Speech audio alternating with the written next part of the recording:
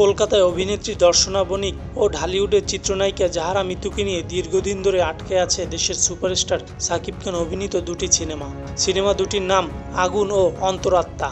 মুক্তির মিছিলে এ দুটি সিনেমা কবে আসবে সে নিয়ে রয়েছে নানা অনিশ্চয়তা।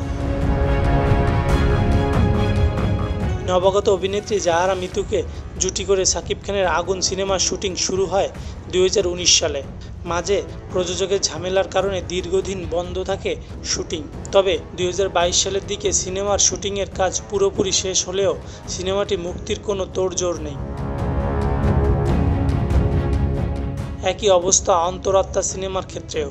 কলকাতার দর্শনা বণিকের বিপরীতে অভিনয় করা শাকিব খানের ছবিটিও মুক্তির দেখা পায়নি। 2021 সালে শুটিংয়ের কাজ শুরু হয়ে সে বছরই সিনেমার কাজ পুরোপুরি শেষ হয়। প্রায় 3 বছর পেরোলেও এই সিনেমাও মুক্তির মিছিল থেকে পিছিয়ে রয়েছে।